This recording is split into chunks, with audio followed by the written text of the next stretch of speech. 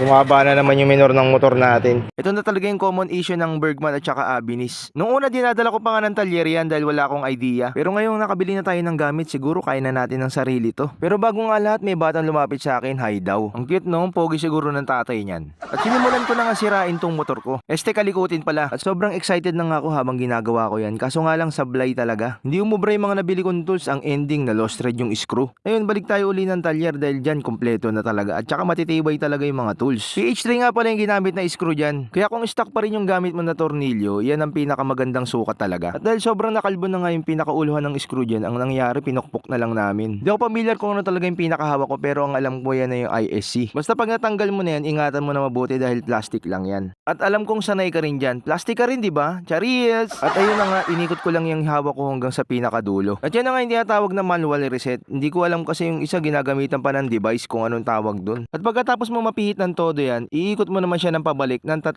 beses pero pakalahati lang. Yung nakikita nyo ngayon, yan mismo yung gagawin ninyo. Pagkatapos nyan, ipapasok nyo lang yung spring, tas ibalik nyo uli sa pinagugutan ninyo. Basta daan-daan ka lang sa pagpasok dyan dahil tulad ng sabi ko, plastic lang yan. Pag may nabasag dyan, palit ka na lahat. At sa pagpasok nga yan, kailangan nga ng matinding pasensya at huwag kang manggigigil dahil alam mo na kung ano mangyayari kapag nawarak yan. Diba katulad sa buhay, kapag nagmamadali ka sa mga bagay-bagay at mga desisyon mo, may mga nangyayari talagang hindi magaganda. Kaya talagang kailangan take time lang. Lolo, motivational speech yarn. At mabalik na nga tayo sa ginagawa natin. Nakita tayo ni tropa na medyo nahihirapan tayo sa pagpasok kaya sinilip niya. At kumuha na nga siya ng side mirror niyan para makita kung paano yung magiging pasok. At yung nakita niya, kailangan medyo nakatagilid pero pahalang. Sa totoo lang, wala naman talaga akong alam sa pag-aayos ng motor. Nagmamarunong lang talaga ako. Pero syempre bilang may-ari ng isang motor, kailangan kahit papano meron kang alam kahit basic man lang. Hindi yung puro sakay ka lang ng sakay. At yan na nga, pagkatapos ng mahigit 10 minuto na i-shoot na rin namin sa wakas.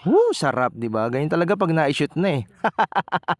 At syempre, nung napasok na, kailangan ako na yung hawak para bidang-bida. At dahil napudpud na nga yung unang tornilyo na meron tayo, nagpalit na ako ng allen screw niyan. Ulitin ko lang po na wala po talaga akong alam sa pagmumotor, sa pagkukumpuni ng motor. Kung ano lang po yung mga napapanood ko at mga naituturo sa akin, yun lang din po yung nalalaman ko. Kaya kung sakaling meron akong nasabi at meron akong nagawa sa bidyong to, sana wag nyo naman po akong i-bash kasi willing naman po akong matuto at makinig. 2024 na po, kaya iwasan na po natin maging toxic. At sa puntong to, medyo tapos na ako sa paghigpit. Kaya yun, ano pang hinihintay natin? I-start na yan. Ayun na. Ayop na yan, pinahirapan mo ako. Sobrang binubuli nga tong motor na to dahil sabi nila kamukha raw ni Donkey. Pero para sa akin, isa ito sa mga motor na pwede mong pang araw-araw at saka pang negosyo. Kaya dahil dyan, sabay-sabay natin sabihin na baka naman Suzuki.